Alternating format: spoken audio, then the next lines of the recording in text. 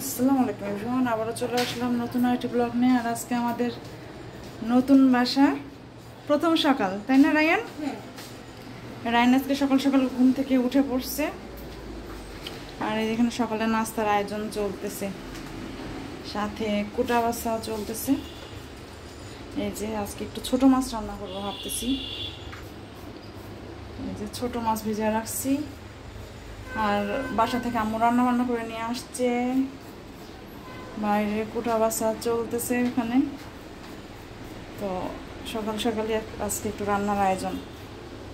তো রান্না ফ্রিজে কিছু আছে, আর এখন আমি এগুলো করবো। যে মশলা বের করে রাখছি, রুটি বানানো হবে, আলু ভাজি গরম করলাম, রাত্রে আলু ভাজি করে রাখছিলাম।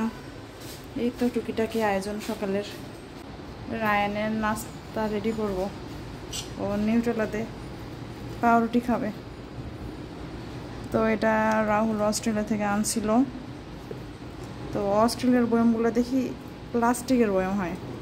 আমরা এই যে এগুলো ইন্ডিয়া থেকে আনে, কিংবা বাংলাদেশে যেগুলো কিনে ইন্ডিয়ার, কিংবা যাই হোক, এগুলো দেখি কাঁচের বয়ম থাকে, আর এটা দেখি প্লাস্টিকের বয়ম। এটা একটা প্লাস্টিকের বয়ম। কুটা বাসা করে দিয়ে গেল, রুটি বানাই দিয়ে গেল। আল্লাহ। আর আমি এখন খাবো আম দিয়ে দুধ মুড়ি। এই তো। আর এই যে ক্যাবিনেটগুলো একটু গোছালাম, এগুলো সব ক্যাবিনেট গোছালাম। আর এই পাটাটা বের করতে পারতেছিলাম না, কারণ আমি 3টা পিঠা বানাই নিয়েছিলাম। সে পিঠা 3টা মিস্ত্রিরা কখন ফেলাই দিছে না কি করছে আল্লাহ জানে। আমি পিঠা 3টা খুঁজে পাইতেছি না, পিঠার উপরে রাখতে চাইছিলাম। এখন এটাই খুলে বাইরে রাখা লাগবে বারান্দার মধ্যে।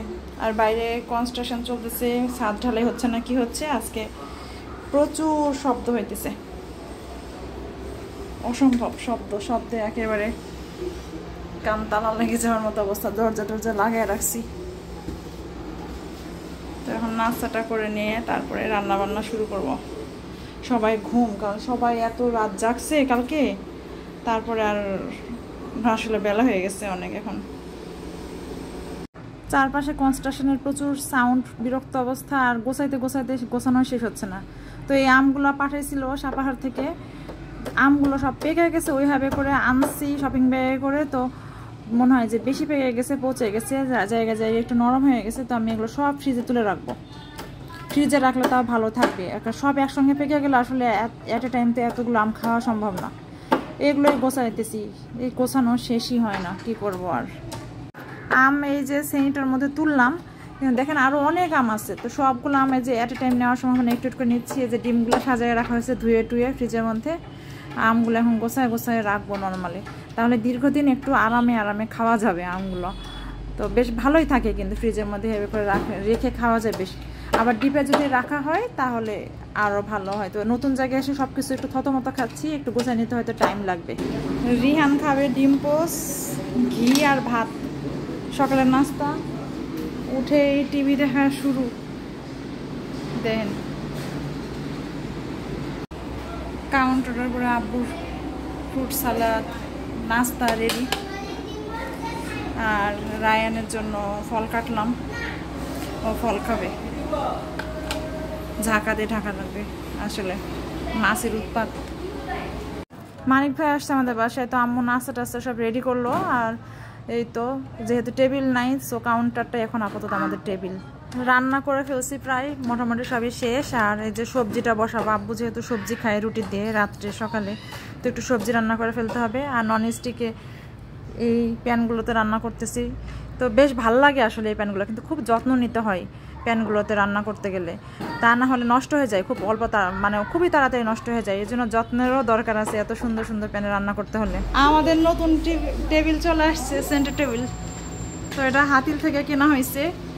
অলিভ পুরা বাসা ঘুরতেছে, কি করতেছে না করতেছে। তো রায়ানের শোয়ার আরেকটা জায়গা হয়েছে, অলরেডি শুয়ে পড়ছে সে, তাই না রায়ান? এই বালিশ দিয়ে শুবে। খাবার দাবার সব বেড়ে ফেলছি, মাছের জ্বালাতে ঝাঁকা দিয়ে রাখছি। এই যে মাসকালের ডাল ভর্তা, এটা ছোট মাছের চচ্চড়ি আলু বেগুন দিয়ে, এটা ডাটা দিয়ে মাছ তরকারি, রুই মাছ, আর এটা হলো ডাঁটা শাক ভাজি। এই তো আজকে আমাদের দুপুরের খাবারের মেনু। আর এই 2 বাচ্চার জন্য প্লেট নিয়ে এনেছি।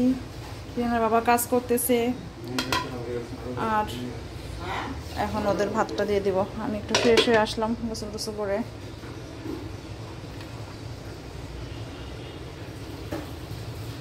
বাচ্চাদের খাওয়াই দিই।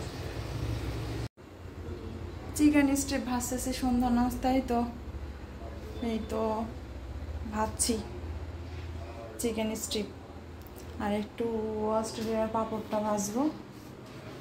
এখানে আছে অস্ট্রেলিয়ার পাঁপড়, এটা একটু ভাজবো।